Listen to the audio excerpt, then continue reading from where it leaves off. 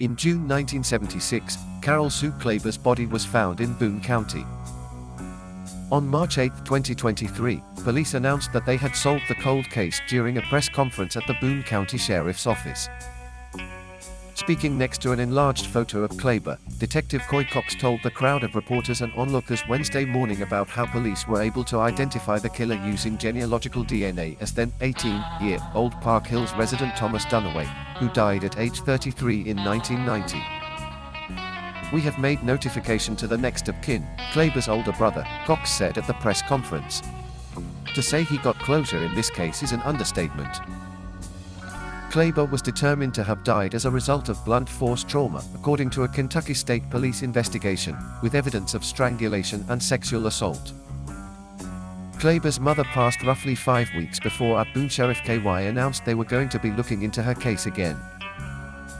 Klaber, who was 16 and a Dixie Heights High School junior when she was killed, was going to eat supper with friends on that 1976 evening and was not seen again until her body was found in a ditch on Chambers Road in Walton, according to the sheriff's office. Over the years, the main pieces of evidence in the case were a description of the vehicle that Klaber was last seen getting into, physical evidence from the scene where her body was discovered, and comparisons of physical descriptions of a man seen with Klaber that night.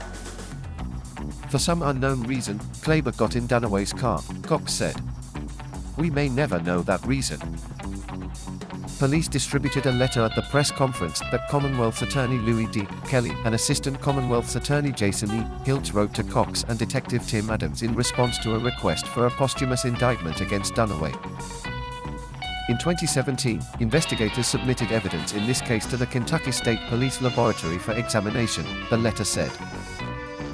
The Boone County Sheriff's Office Cold Case Unit was established that year, and Cox and Adams began digging in. In 2019, according to the letter, analysts extracted DNA of an unknown origin from a hair collected at the scene. Detectives continued to try to match the DNA to suspects over the intervening years.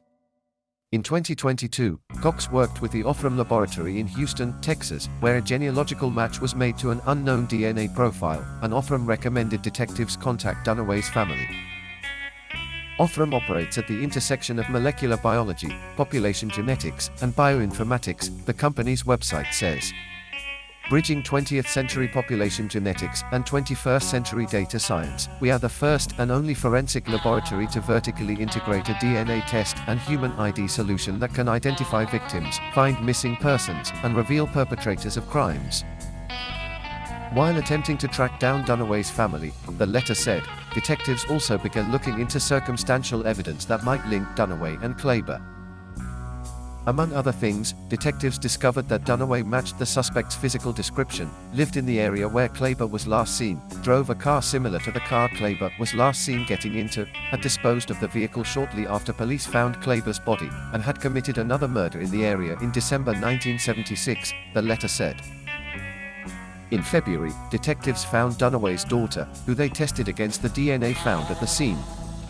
It was a 100% parent-child match.